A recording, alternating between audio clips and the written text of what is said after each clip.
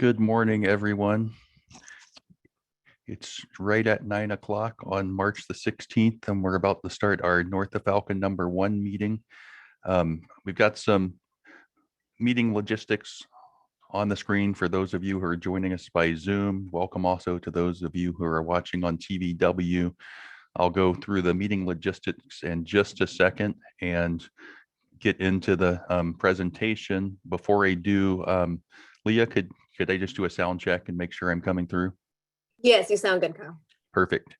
So again, for those of you joining us via Zoom, we have some ground rules for the meeting on the screen.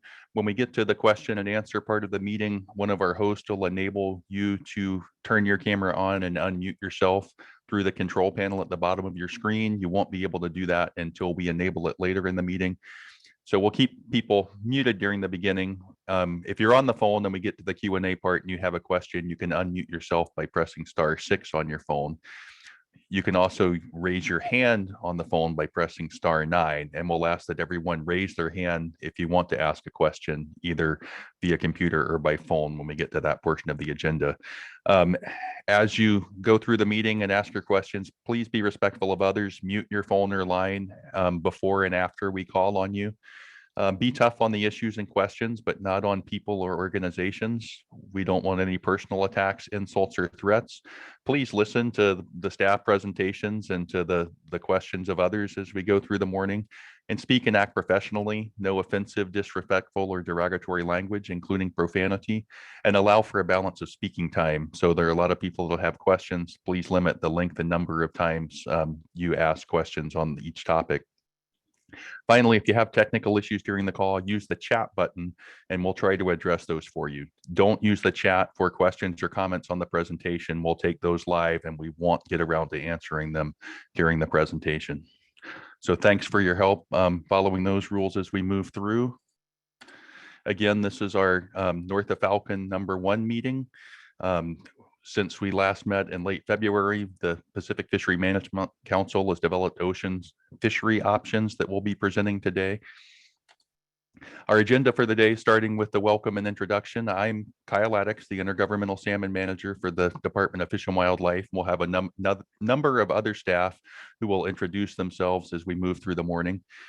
Typically, we would do around the room introductions for these meetings, but again, in this virtual setting, it's hard to do that. So we'll just introduce staff as we go and ask you to introduce yourself as we call on you for questions. We'll start with the COVID-19 update and how it's affecting the North of Falcon process this year. We'll have a brief introduction on what is the North of Falcon process and our management framework for salmon fishery development.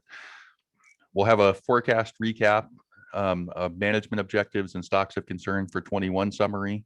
We'll talk through the non-treaty ocean options that were developed by the Pacific Fishery Management Council last week. We'll show you some preliminary modeling results based on this year's forecast and those ocean options, kind of highlight the challenges for 2021 and go through the remaining meeting schedule. After that, we will be going into breakout rooms to talk about regional interest fisheries, Puget Sound recreational, Puget Sound commercial, and coastal fisheries. So as you all know, we're still living in the COVID world, and our primary concern is for the health and safety of our employees and constituents. So no in-person public meetings were scheduled this year. All of our meetings are occurring via virtual meetings and other digital formats that will ensure the processes continue and information is disseminated to the interested constituents. The final PFMC meeting scheduled for early April will also be by digital-only format. Specific information on that meeting can be found at the council website at the address listed here. And you can check the WDFW website often for other related materials, recordings of the meetings, and public comment sections at this address here. The video of our last meeting is posted there, and the video of this meeting will be posted there as well once we're done today.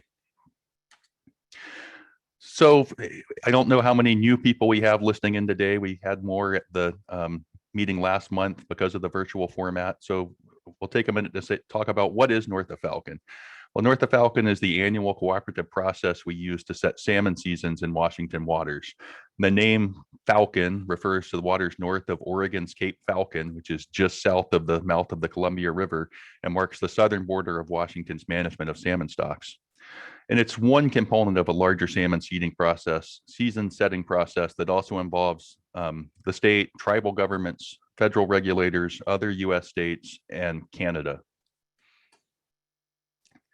This is just a brief outline of the North of Falcon process. Again, it started back in January where we developed salmon run forecast for the year in cooperation with tribal governments, and then released those forecasts in late February at our preseason kickoff meeting. In March, we have moved past the March Pacific Fishery Management Council meeting where we worked with state, tribal, and federal fishery managers to develop preliminary options for ocean fisheries based on this year's abundances. And now we're into the March portion on this timeline where we receive comments and feedback from you, the public, on potential fishing seasons based on the preseason forecast. We'll also be going through negotiations with our tribal co-managers throughout March, moving into the April Pacific Fishery Management Council meeting, where the council will adopt final recommended regulations for ocean fisheries, and will settle on fishing packages for inside waters that match those ocean fisheries. Then in May, we'll develop actual WAC language fishing regulations reflecting the seasons we've developed and put those out for public comments under the Administrative Procedures Act. What guides North of Falcon? As we develop these seasons, we have to consider a lot of factors, including constraints put on us by the Endangered Species Act. We have a number of ESA listed Chinook and coho and other stocks in Washington. So we have to plan our fisheries to minimize impacts on those ESA listed species. We have commission policies that guide how we develop the fisheries through the process. We also have obligations under the Pacific Salmon Treaty. So the Pacific Salmon Commission is involved in fishery management from Southeast Alaska down to the Oregon coast. And we have limits on fisheries from the Pacific Salmon Treaty, both for Southeast Alaska and British Columbia fisheries, as well as our fisheries here in Washington. We also have tribal co-management. So Washington's treaty tribes manage their own fisheries, sharing data and splitting harvest with the state. So that's really what guides our management here in Washington, especially in the inside waters of Puget Sound and the Columbia River under the US v. Washington and US v. Oregon court cases. And we have an extensive monitoring and evaluation of fisheries statewide that goes on. We're constantly collecting data on fisheries, on escapement, using that to develop our stock assessments and preseason forecasts for future years that guide our annual process as we move forward. With that, I'm going to hand it off to our statewide salmon manager, Mark Botzell, to walk you through a couple of slides. Thanks, Kyle. Good morning, everybody. Kyle went through some of this, but this is just a little bit deeper dive into the North of Falcon process. As Kyle mentioned, each year we forecast the abundances of each stock statewide for each species. After that, we get into a process where we use modeling to determine if there's a harvestable surplus, which is essentially where we are now after the Pacific Fishery Management Council meetings. We're in the process now of proposing fisheries. That's what today's meetings, a lot of it is about, is we're going to go over the modeling, share some information, and take your feedback on what your preferences are for fisheries this upcoming year. From that, we're going to take some of the information you provide today and feedback and model that and propose a fishing package going forward. We'll model these to basically make sure that we're staying within our ESA obligations and our conservation constraints. After we do this modeling, we negotiate with our co-managers, as Kyle said, and provide for a fair sharing of catch and impacts. Finally, we get to what's called the list of agreed fisheries after the April PFMC meeting. This describes all the agreed to fisheries within Puget Sound and coast. Next slide. So just running through a quick forecast recap for 2021, Puget Sound Chinook, Puget Sound Chinook natural stocks are down this year about 20%, and the hatchery stocks are down about 2% from the recent 10-year average. Also of note, in particular, the hatchery stocks from several of our South Sound facilities are down significantly this year. Coastal Chinook, a little bit brighter spot for natural stocks up 9% and the hatchery stocks up 8%. Columbia River Chinook, we have lower expected returns on the spring and summer stocks, and the lower river hatchery stocks are about down about 15%. Puget Sound coho, natural stocks are down a little bit, but hatchery stocks are up significantly this year from the 10-year average. Coastal coho seems to be the big depressor of coastal options this year. In particular, the Queets coho is forecasted below our escapement floor. So that's one that's driving fisheries packages on the coast this year. In contrast, the overall forecast for Columbia River coho is very strong this year, with over 1.5 million due to come back to the Columbia River. And with that, I'm going to turn it over to Derek Dapp from our modeling team. Thank you very much for that, Mark. Before diving into the management objective slides, I thought it might be a good idea to cover some acronyms that we use here in the management world. What you see in front of you, you see these ERs. An ER stands for an exploitation rate. It represents the percentage of the adult population of a stock that's being removed by a fishery or by a suite of fisheries. There are different ER metrics that we're using in the management. A total exploitation rate, as you see here for the lower Columbia River tules, represents the total adult removals from all fisheries from Alaska to California. There are also SUS and pre-terminal SUS ER metrics that we use sometimes. SUS stands for a Southern US objective and includes all fisheries south of Canada. And a pre-terminal SUS objective is for all marine fisheries that are south of Canada.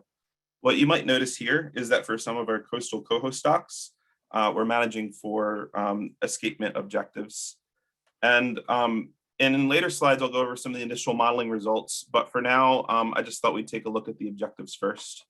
So for the ocean and Columbia, the primary Chinook stock to keep an eye on is those lower river tules.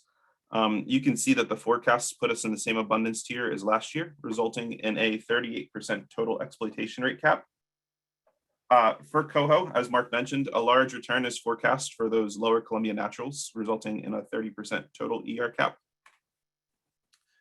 As I'd mentioned earlier, our Washington coho stocks our Washington coastal coho stocks are managed to escapement goals, which you can see on screen now.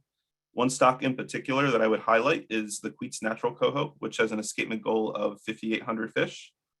We'll speak more to Queets when we go over our preliminary modeling results. Lastly, we have two non-Washington stocks to pay attention to, the Oregon coastal natural coho and the Thompson coho. However, I think that these stocks are less likely to be constraining to us than some of our others that we're managing to in 2021. If we could go to our next slide, please.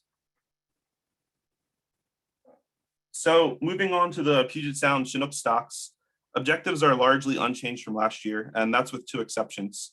First, the Skagit summer fall run is projected to be down relative to recent years and is expected to fall below its low abundance threshold. This necessitates a 17% SUS ER objective. And we'll take a look at how that plays into the modeling in subsequent slides. I'd also note the Skagit spring stock is below its low abundance threshold. That's kind of the place where it was last year as well. And being below that low abundance threshold will be at a 10.3% SUS objective again this year. You'll note that the Mid-Hood Canal objective is listed as to be determined. There are ongoing co-manager negotiations on that objective, and we can update folks later in the process when we have an objective agreed to there. But now I turn your attention to Stillaguamish. Most folks will recall that Stillaguamish has been a primary constraining stock to Puget Sound sport fisheries in recent years. We'll explore that in more depth during the Puget Sound sport breakout, but our objectives for this year are the same as last year: 22% total exploitation rate, 8% unmarked SUS exploitation rate, and 12% marked SUS exploitation rate. I just wanted to pause here on one thing. If we could go back, Kyle. One thing I've received a lot of questions about recently is in regards to marked Stillaguamish fish and why the co-managers are choosing to release that stock ad clipped. That issue is a little bit of a tricky one, as many people are realizing we could reduce sport impacts on the stock if it were all unmarked. However, the problem there is that if we don't mark the stock, we'll be losing valuable information on fishery mortality distributions. Coded wire tags, which are what we're using to track where stocks are being caught in fisheries, are returned only from ad clipped fish in mark selected fisheries. Additionally, many of the northern fisheries that we have only sample marked fish. Because of all that, unmarked tags are not particularly valuable for examining fishery impacts on a stock, and not having that mortality distribution information might be detrimental to future modeling efforts. Stiligwamish is also a Pacific Salmon Treaty indicator stock, and we need to be able to track its impacts to ensure that the US and Canada are in compliance with the Pacific Salmon Treaty. Thanks, Kyle. If we could go to the next slide now. For Coho and Puget Sound, you can see the objectives on screen. From last year, I might point out one change, which is that Stiligwamish coho abundances are up a bit, where the ER goal for Stili last year was 35%. This year, it looks like it'll be 50%. In terms of which objective to pay attention to for Puget Sound coho, I'd focus on the projected Snohomish escapements. We have an escapement goal there of 55,000 fish, and the lowest ocean option right now is projecting an escapement of around 48,000 fish. We'll be discussing management actions for that stock with regional co-managers. Any questions on the management objectives before we move on to our preliminary modeling exercises?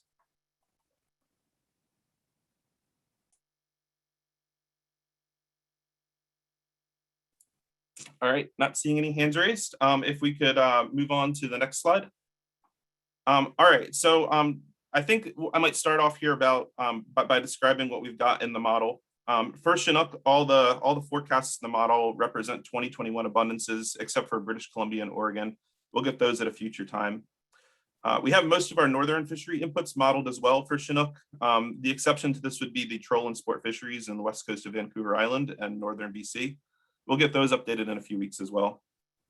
All the coastal fisheries in the model, with the exception of Grays Harbor and Willapa Bay fisheries, are updated for 2021. And we can go over those ocean options in just a moment with Wendy, but very briefly, the Chinook quotas range from 60,000 in the high ocean option to no fishing in the low ocean option. Right now in the Chinook modeling, all Puget Sound fisheries represent basically the fisheries that had occurred in 2020. For coho, we have all the US forecasts in the model. As far as the BC forecasts go, those will come to us in the US-Canada data exchange, which actually happens today. Northern fisheries are going to get updated following that exchange as well, but in general right now are represented by 2019 fisheries for those northern fisheries. Ocean fisheries for coho are represented by the ocean options here. Once again, Wendy will go into those in just a minute in a little bit more depth. But you might notice it ranges from a 90,000 plus 20K all the way down to a no fishing option. So the non-ocean coastal fisheries and the Puget Sound fisheries right now in the model for coho represent those modeled as last year, kind of in our first set of runs. So for just a moment, I'd like to pass the floor over to Wendy Beagley, who will walk through our ocean options for us. Thanks, Derek, and good morning, everybody. As Derek mentioned, my name is Wendy Beagley. I am the Ocean Salmon Fishery Manager for WDFW, and I'll briefly describe the ocean fishery options that were adopted for review and public comment by the Pacific Fishery Management Council last Thursday. If you are interested in more detail than I'm going to provide, I'd encourage you to visit the Council's website at pcouncil.org, and there are some pretty good descriptions there of those fisheries. So as Derek mentioned, there are 2 of the 3 ocean fishing alternatives this year that actually include fishing. The third one, alternative 3, closes the ocean to salmon fishing. The Chinook tack, the overall allowable catch in alternative 1 is 60,000, and in alternative 2 is 50,000, and that compares to the 2020 season where our overall quota was 54,000.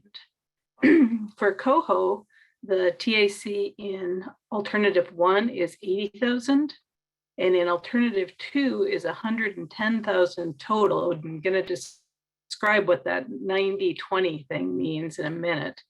And that compares to a 2020 season of 28,500 overall. For the most part, our total allowable catches are split between the commercial and recreational fisheries according to the FMP framework plan. There's a framework plan within the FMP that dictates the commercial recreational split of coho, and it also dictates within the recreational sector the split among coastal port areas. So that outlines how we split coho up. So I would make a couple notes on the alternatives. Just in alternative 1, this is within the framework plan. There is a trade of 8,000 coho from the commercial fishery to the recreational fishery in exchange for 2,000 Chinook.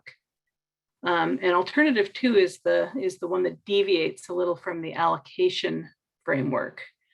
And what we were trying to do when we crafted alternative 2 was to provide some access to abundant Columbia River coho while minimizing the impacts on the less abundant coastal stocks that Derek mentioned. So what we did is we started with a 90,000 TAC for coho, split that according to the framework plan, and then added in an additional 20,000 coho that we allocated just to Marine Area 1 in the sport fishery, because that's the place where we see the lowest encounters of coastal coho. So that's why that designation of 20 plus 90, alternative 2. So the commercial quotas are 32,000 Chinook and 4,800 coho in alternative 1. And in alternative 2, the commercial troll coho and Chinook quotas are 25,000 Chinook and 14,400 coho. In both alternatives, the commercial troll fishery consists of the typical May-June Chinook-directed fishery, followed by an all-species fishery in July through September. Of note in alternative 1 is the consideration for a 27-inch minimum size limit for Chinook, while alternative 2 has our traditional 28-inch size limit. And then for the recreational quotas, in alternative 1, you see 28,000 Chinook and 75,200 coho for the recreational fishery on the coast. In alternative 2, those quotas are 25,000 Chinook and 95,600 coho. In both of the alternatives, there's a non-retention period for coho that begins mid-June, followed by an all-species fishery beginning in late June or early July. That's similar to the regulation that was in place in 2020. So we start out Chinook directed and then move to an all-species fishery. Most areas open on June 19th in both alternatives, with Marine Area 1 opening June 14th in alternative 1. The daily bag limits vary by area and also between alternatives. All areas except Westport are open 7 days a week in both alternatives. The Westport area is open 7 days a week in alternative 1, but then in alternative 2, the area opens 5 days a week when the all species fishery begins. The closing dates in all alternatives are the earlier of the attainment of the coho or Chinook quotas or September 30th. And then finally, in all alternatives for both commercial and recreational fisheries in the ocean, only adipose marked coho can be retained. So with that, we will go back to Derek to look at some of the modeling results. Thank you so much for that, Wendy. And if we could switch to the next slide, Kyle.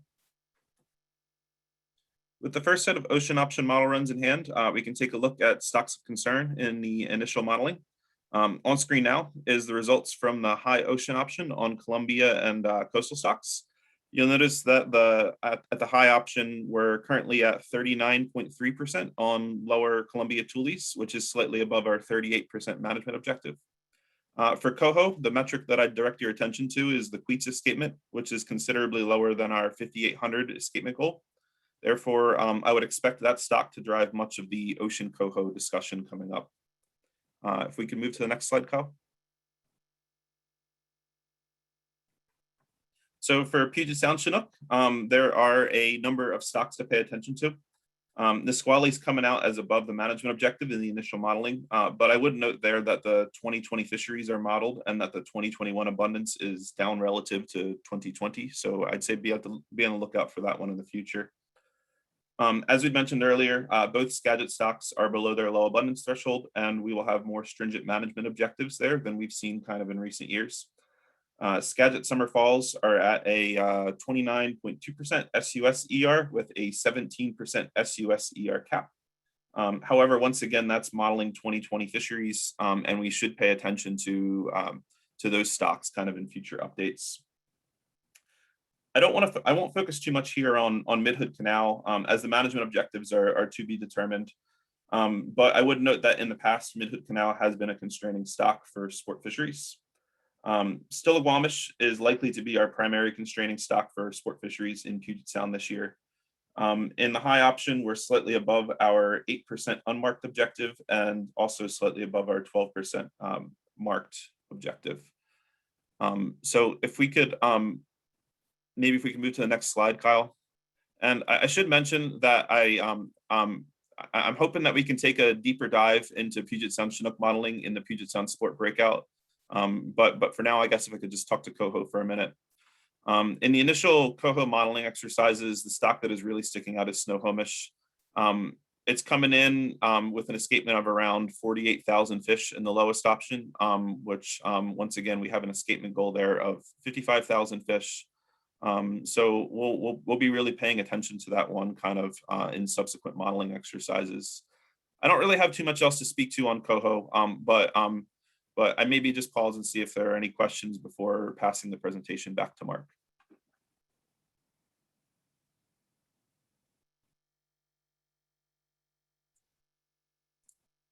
All right, thank you. On to Mark. Thank you, Derek. Appreciate that. So as every year, there are a number of challenges that we deal with in setting salmon seasons. This year's no different. Kyle talked about it earlier. We continue to have remote meetings for our 2021 salmon season setting processes, both within our constituent base as well as with our co-managers. Not that I think we proved last year that we could still get things done and get salmon seasons together. So we're pretty optimistic that we're going to get everything checked off at the mid part of April this year as well. One of the big challenges that we have in setting fishery seasons, primarily in the commercial end this year, are low forecasted returns of chum salmon to Puget Sound. Particularly our South Sound natural populations are significantly down, and in Hood Canal, we haven't met our hatchery broodstock escapement goals in the last couple of years. So it's one that's going to drive our fisheries this year. Obviously, each year we need to have timely agreement with our co-managers. Folks who are familiar with this process know that we've been working for a number of years now to get to a long-term management plan on Chinook. We're not quite there. We're hoping to be there towards the end of 2021. But in order for us to get coverage under the Endangered Species Act, having a fisheries package by the mid-April point that NOAA Fisheries can evaluate for ESA coverage is of great importance. Obviously, as Derek has talked about, and we've seen for a number of years, especially for Puget Sound fisheries, is the continued depressed runs on Stillaguamish and Mid-Hood Canal Chinook. And then also Derek has mentioned a number of times this morning about the Snohomish coho run that's been down since 2015 and continues to be in a rebuilding status. Next slide, please. So give folks a little bit of a look at what's coming at us. So we're halfway down on this list. We're at the March 16th North of Falcon 1 meeting. Hopefully folks can join us tomorrow evening. We're going to have a Willapa Bay fisheries discussion. Check the website for details if you're interested, and go ahead and register for that meeting tomorrow.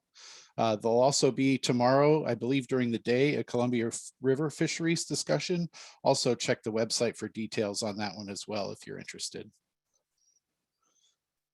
Next week, we're going to start with some kind of more regional meetings. Folks remember when we were doing this stuff in person, we used to meet in Sequim. So that March 23rd Puget Sound Recreational Fisheries discussion meeting will focus on, like it says, Puget Sound rec fisheries, but also coastal fisheries, coastal freshwater fisheries, and in the straits as well. Also, next week on March 23rd, there'll be a public hearing for the ocean salmon management options. I believe Kyle Addix will be a part of that. It will also be virtual. I believe we'll have links on our website to that meeting as well. Following that, on the 24th, we'll have a Grays Harbor fisheries discussion, much like the Willapa Bay discussion this week. On the 25th, we'll have another Puget Sound recreational fisheries discussion, again, focusing on Puget Sound rec fisheries as well as freshwater fisheries inside Puget Sound. So that meeting essentially replaces our normal meeting that we would have in Linwood. On the 31st, we'll have a North of Falcon 2 meeting. This will give us an opportunity to update folks on co-manager discussions that we've had about fishing seasons, update any modeling that we have, and try to center on getting towards a final fisheries package for this upcoming year. Again, on April 1st, there'll be a Columbia River and ocean fisheries discussion. April 5th, Willapa Bay, and April 6th, Grays Harbor. All these discussions lead into the final Pacific Fishery Management Council meeting there in early to mid-April. And with that, I think us and the staff are ready to take any comments or questions.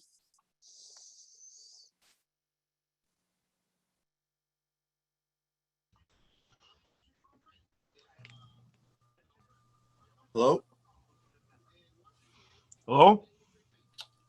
So Gary if you have comments or questions, please use the raise hand function on your computer or *9 if you're on phone, and we will go through the hands in the order that we see them here. And Leah, if you can help me with hands, I'm going to leave my screen up in case I need to back up to slides, and it makes it hard for me to track who has their hands up. Yep, it looks like the first person with their hand raised is Shannon Moore. Shannon Moore, I have asked you to unmute. Yeah, good morning. Thank you. Are we, can you all hear me? We can hear you, Shannon. Okay, thanks. So, yeah, Puget Sound gillnet fisherman, Bellingham Bay. And I just, you know, after talking with the local tribes here and some of the fishers, the local tribal fishers and the non-treaty fishers, we're wondering about that FRAM model with regard to Chinook returning to Bellingham Bay, specifically Samish. We're wondering if you need to look at that a little bit closer. We would prefer to see a terminal area prediction or forecast, but what we're seeing, and I've mentioned it in the past, that the forecast for Samish and Bellingham Bay is forecast in area 4. So as I mentioned to Mark Gazelle a couple of weeks ago, there's a lot of water between Nia Bay and Bellingham Bay. So the point I'm trying to make here is we're not seeing the numbers that we think we should be seeing returning to our terminal area fishery here. Thanks. Thanks, Shannon. I think Derek would be the best person to address that. Thanks, Kyle, and thank you for the comment there and question, Shannon. Just to confirm that the way that we're forecasting for Chinook for the FRAM model is based off of a terminal run size, and the numbers that are input into the model are what's returning to the terminal area, not to 4B. The ocean escapement is what we're using for forecasts for Coho, but not Chinook. Okay, so my last comment on that is when I look in the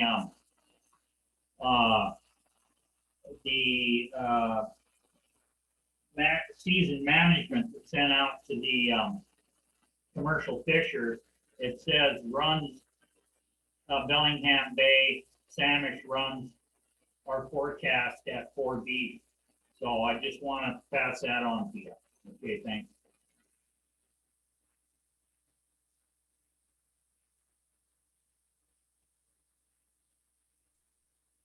And I just wanted to remind people, if you're having trouble finding the raise hand function, you can click the reactions button at the bottom of your screen and the raise hand button will pop up.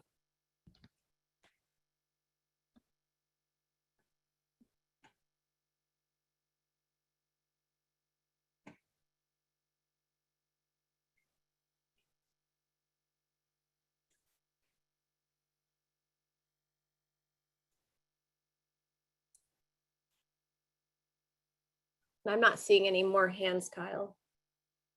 There was oh, and it looks like Dan Stoffer has raised his hand. Dan, I have asked you to unmute. All right, that work? Yes, we can hear you, Dan. I was a little surprised that the spawning escapement goal in the Snohomish Coho was up to 55,000. I was under the impression we had an agreement under the critical listing to manage for a goal of 50,000. What changed? So I can take that one. Snohomish Coho were under a rebuilding plan that was developed as part of the Pacific Fishery Management Council process.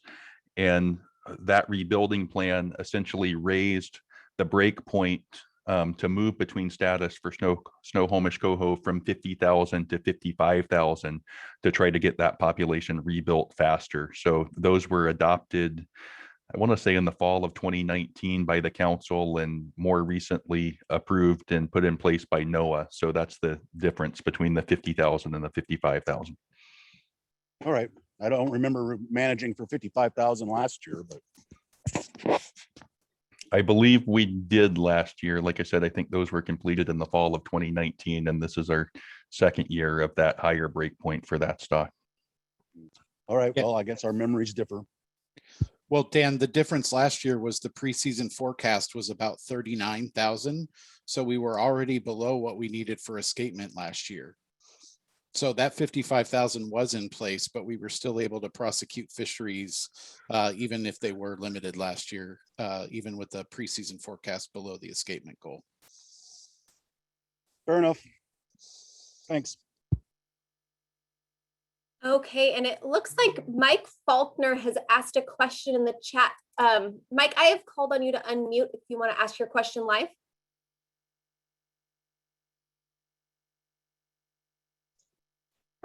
Sure. Some of my questions are going to be via chat because I also attend other meetings. So we have a lot of these projections and forecasts, but I'd kind of like to get an idea of, well, how accurate are you doing and how precise can you measure some of this stuff? Because you're using some lower numbers to drive the rest of the fisheries. So it'd be nice to understand what your track record is on that.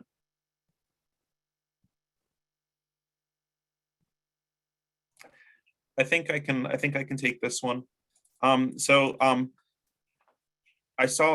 so what I would say, Mike, is that you are right, is that there can be a little bit of fluctuation, or in some cases a lot of fluctuation in what we see in the preseason and the postseason, and that is something that we're trying to keep track of and monitor.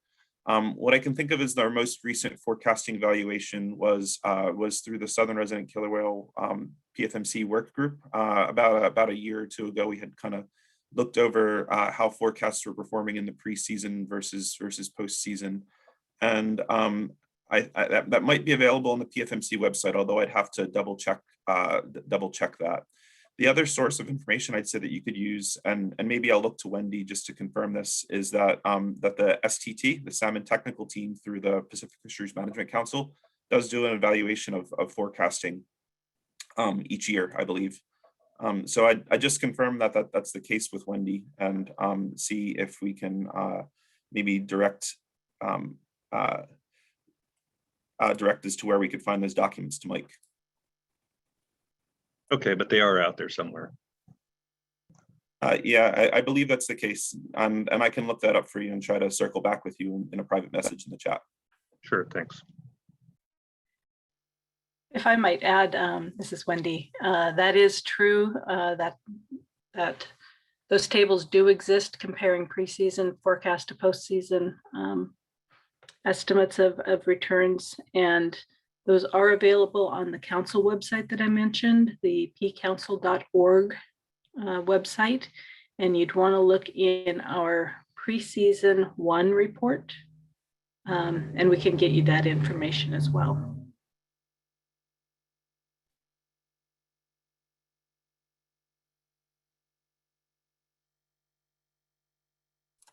It looks like Shannon Moore has his hand raised again. Shannon, I've requested you to unmute. Yeah, thank you. Yeah, so I think it's important for everybody to know, or at least it is for me. where do the killer whale fit into this, all this modeling? Are you, how much salmon are you letting the killer whales eat in along the coast and then also in the straits? Is that are you calculating that into your exploitation rate? Thank you.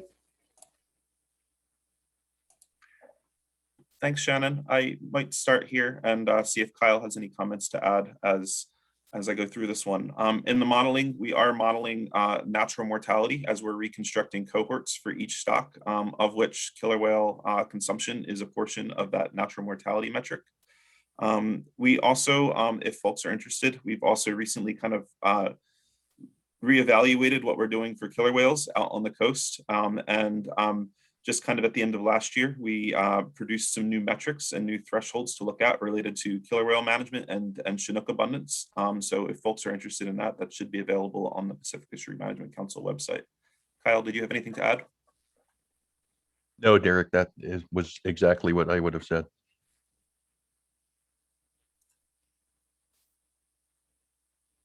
Pat Patillo is next. Pat, I have asked you to unmute.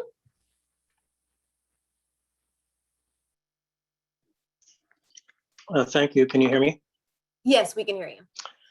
I'd like to comment on the good question that that came from a gentleman about the uncertainty about forecasts and how that's incorporated into the management of fisheries. And I think it's really important to address that question and in fact, to look at the way that the state of Washington and the tribes and even more broadly, even with Canadian fishery managers, that uncertainty about forecasts has been taken into account in management plans and approaches to fisheries that make sense.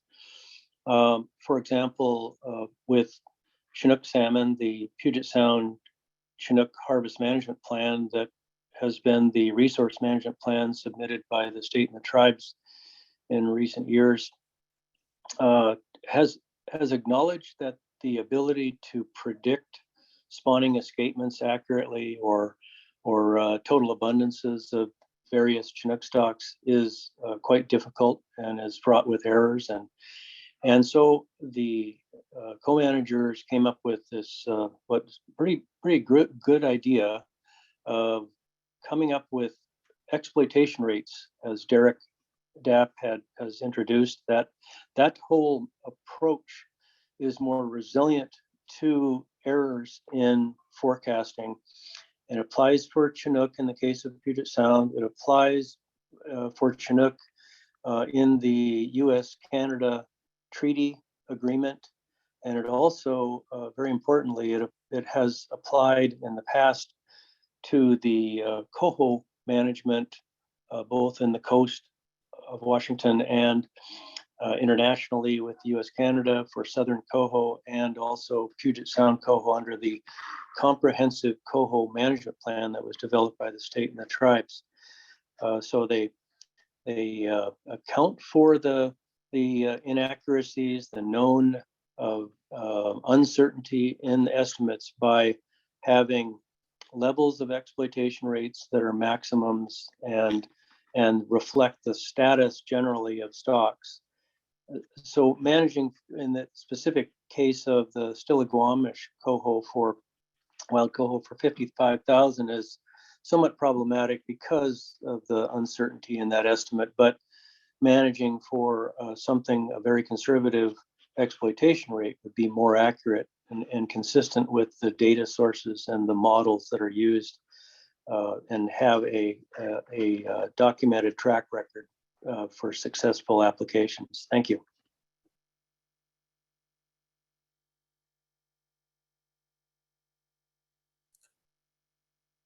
And it looks like Gary Johnson has asked a question in the chat. Gary, I have requested you to unmute. You can ask your question live.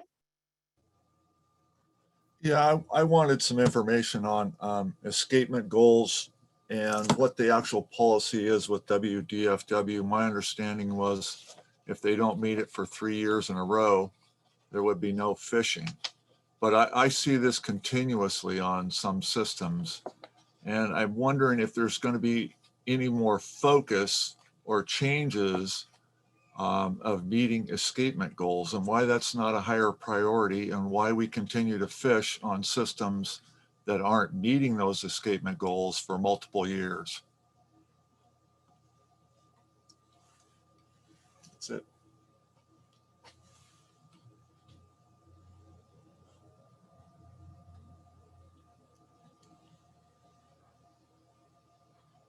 I don't know what happened.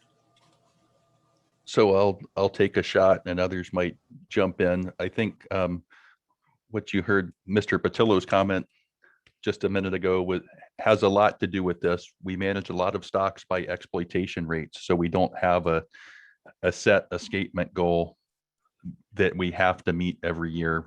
In some cases, we know we won't meet X level, but we minimize our exploitation rate on that stock to give it the protection it needs. There are other places where we manage for something more like a fixed escapement goal, and if we're not meeting that, then again we minimize our impacts on that stock as much as we can as we plan fisheries each year. There's different policies for different watersheds, say different things for what it means if you do or do not meet levels over 3 years. The coastal policies for Willapa Bay and Grays Harbor have some things that the broader North of Falcon policy doesn't have, but essentially we're managing a lot of these stocks for exploitation rates and minimizing impacts in years where we're expecting them to come back at low abundance.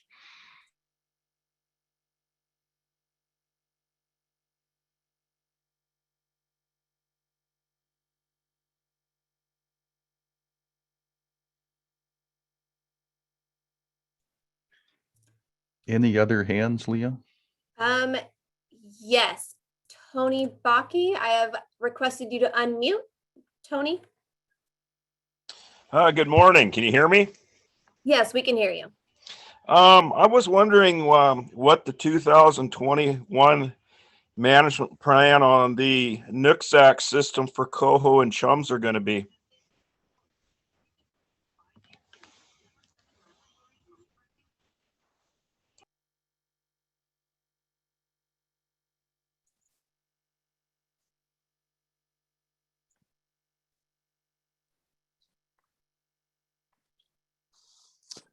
This is Mark. Maybe I'll take a shot at that, Tony. We have different goals for exploitation that we try to meet.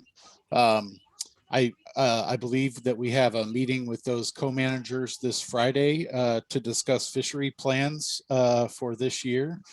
I think our initial proposal for seasons in the Nooksack includes what it has been in recent years for coho, which is the 2 salmon plus 4 coho. So that'd be the 6 coho daily limit, I believe is what we're planning for this year. Was there something else specifically that you were looking for, Tony? Yeah, I brought up the data 2 weeks ago. 39,000 coho last year were taken in Bellingham Bay and the Nooksack, and the wrecks didn't get any. We didn't get our share. It was the worst season on record, and I'd like to see that changed. So did you have a full fishing season last year, Tony? Yes, we did, but the only time that we saw any coho on the Nooksack last year, all my buddies and everybody, is when the tribal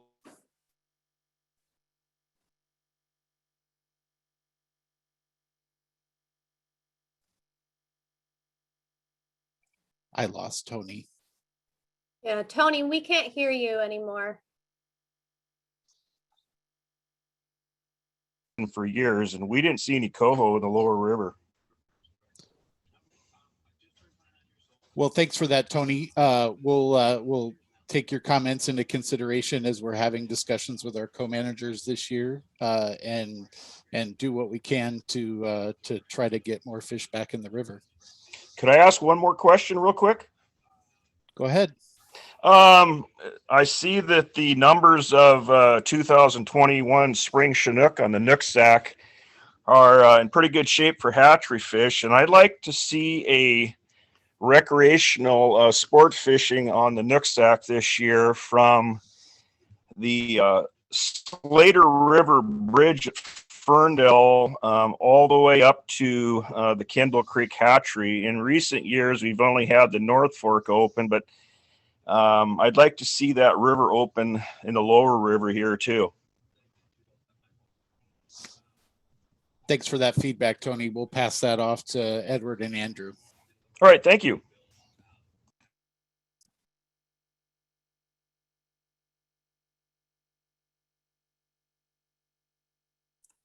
And it looks like caller 206, last 3031. I have asked you to unmute.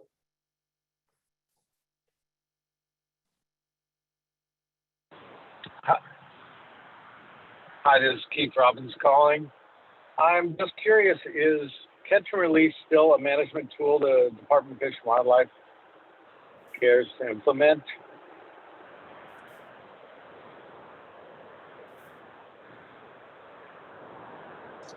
Hello?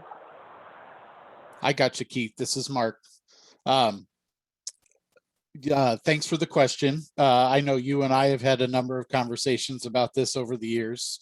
Appreciate you bringing the topic back up. Obviously, it is a tool that we've considered in the past. As you remember, we had a long history of a catch and release fishery there in Central Sound in Area 10. In recent years, we've converted that opportunity to a coho retention fishery. But policy guidance obviously is catch and release fisheries are a tool in our toolbox that we would consider. I know when we've had these discussions with constituents in the past and have kind of polled the room on different occasions, the majority of people that we hear from prefer to have opportunities that are catch and keep. So in recent years, we've tended to prioritize fisheries in that direction, but really appreciate your question when it comes to this. I know that a lot of people also value time on the water and the opportunity just to go catch a fish, even if it's a catch and release opportunity. So thanks for that, Keith. And yes, catch and release fisheries are a consideration.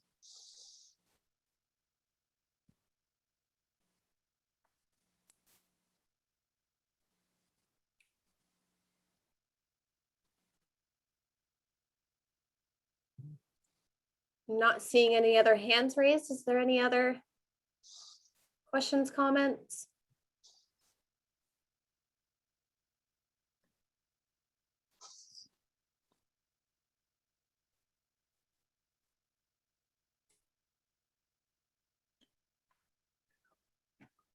All right, not seeing any, Leah. I'm going to stop my screen share.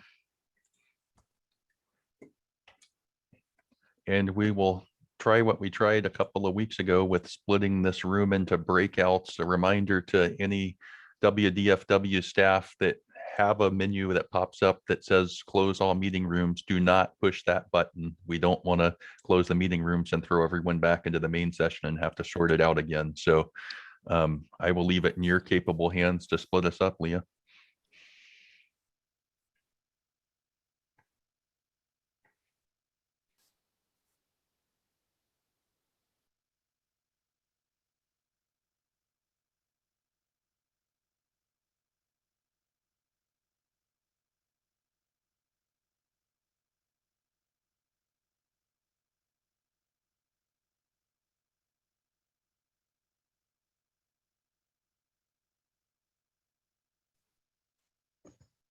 So how do I get to the Puget Sound breakout room? It's taking a second to shuffle everybody in because there's so many people here. So just a second. Yeah, all right. Do you have me scheduled to go to the Puget Sound breakout room? Yes, I do. Okay, thank you. I'll No be quiet. problem.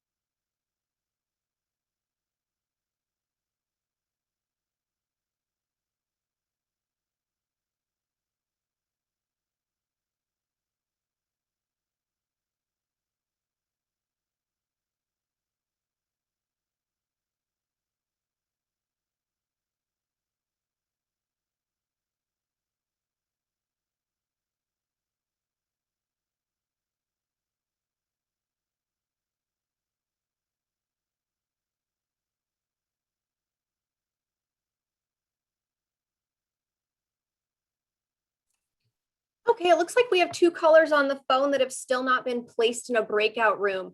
Caller 206, last 3031. Which room would you like to be placed in?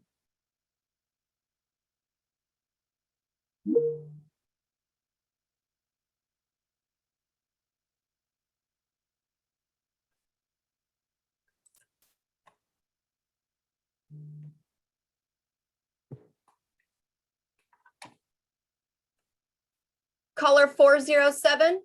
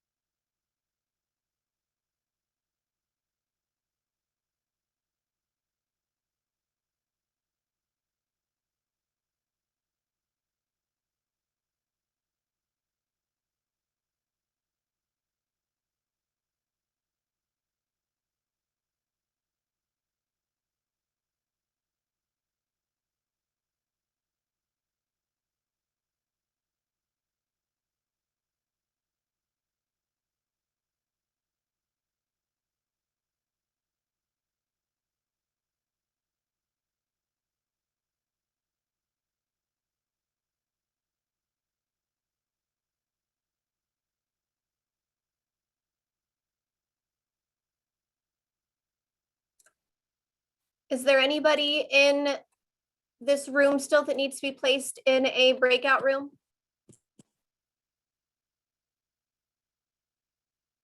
It's like Tony is in here, Lance, Warren.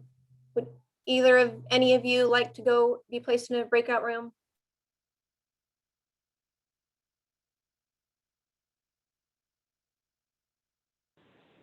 Hello?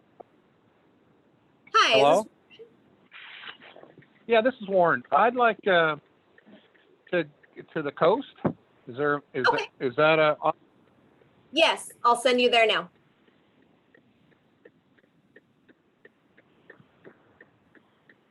And Hi, this is hi, see you've raised your hand. Is this 407?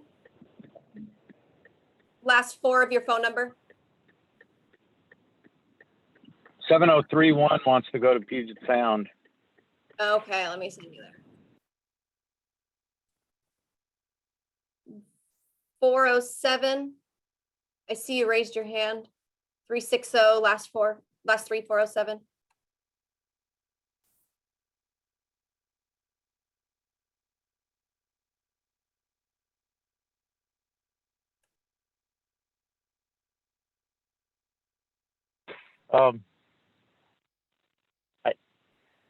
I'd like to go to Puget Sound Commercial. Okay, sending you there now.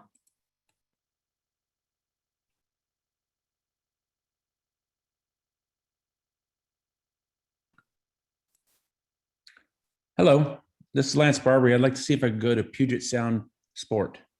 Yes, sending you there now. Thank you.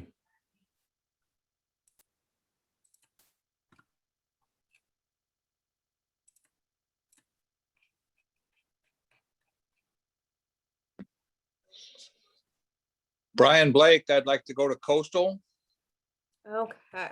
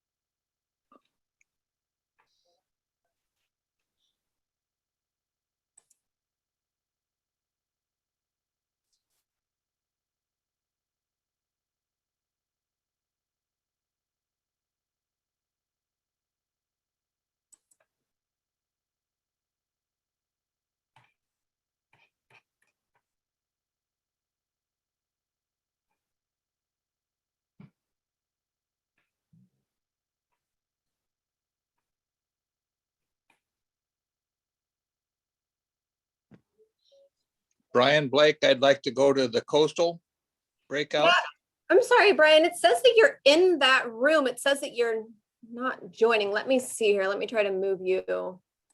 It's trying to send me to Puget Sound Commercial. There, how about now? Did that fix it?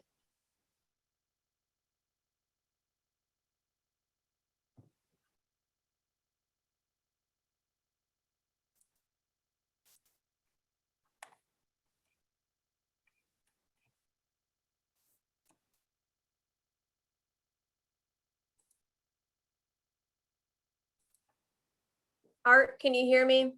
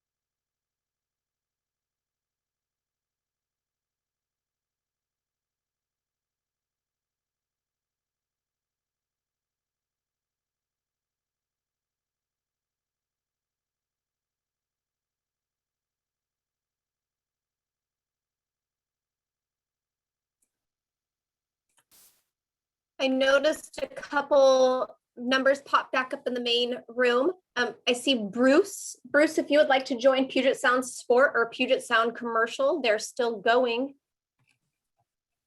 Sport, please. Okay. And last three digits of the phone number 099. Would you like to join Puget Sound Sport or Commercial? Sport, please. Sounds good. Thank you. Have a good one.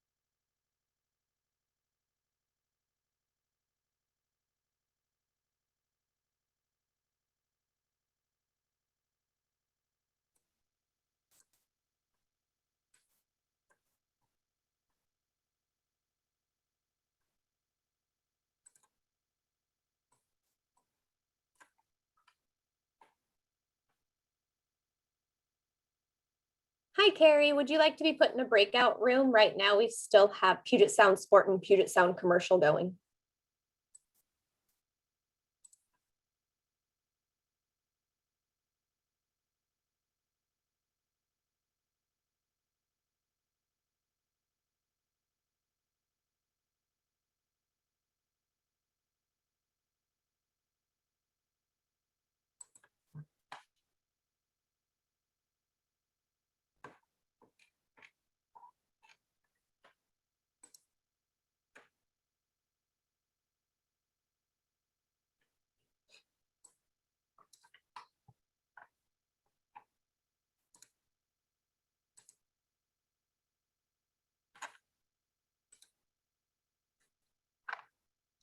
Hi, Dawn. I see you just joined.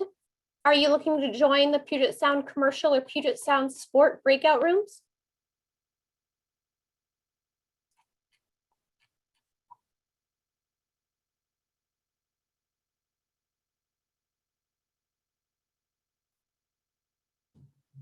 Yes, I am. Okay, would you like the sport or commercial? Sport, please. Sounds good.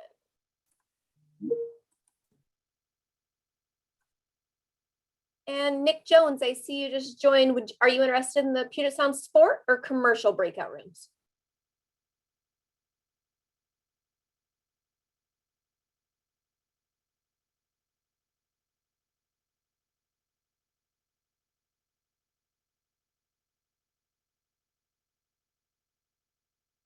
Okay, Nick, I'm going to throw you in the sport one because that tends to be the more popular of the choice. Just let me know if you want to change rooms.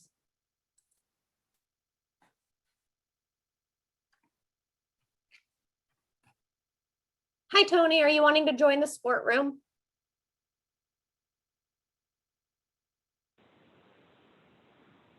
Hi, I'd like to join Puget Sound Commercial.